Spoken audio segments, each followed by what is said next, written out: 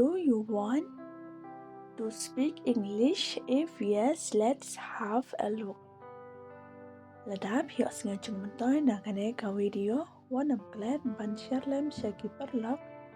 Là nè hay nga xem trong pi one of glad ru ban like share and subscribe ya ka channel. Là ngini pe ya ka chung hi kai English to kasi. How many of you love this kind of teaching? Kasi ka nongot na padeng trong pi ki ba e kum ki ne ki jing hi kai. What do you love most about teaching? Kasi ka e ka ba pi kam e shepang ka jing hi kai. The things I like most about teaching is my student. Kasi ka ba nga ngao tanan shepang ka jing hi kai ka long ya ki khen na school jonga.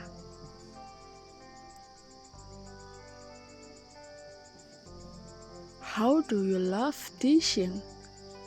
Kasi kum no pi e ban hi kai.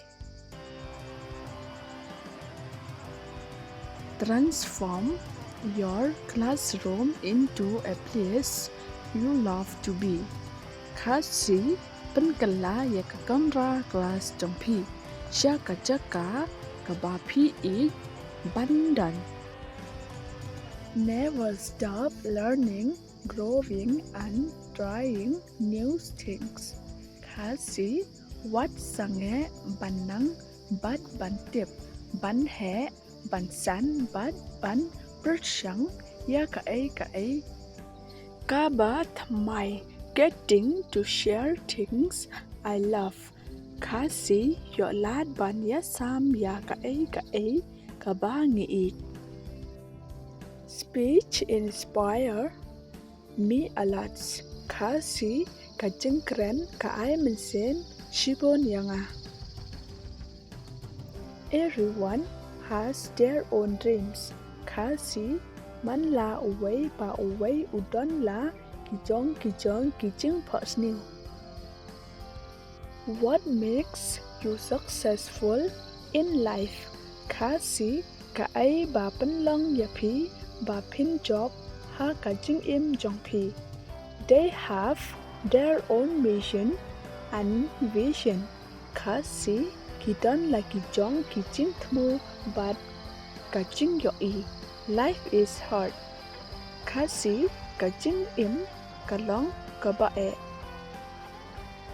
I always choose a lazy person to do a difficult job because they will find an easy way to do it.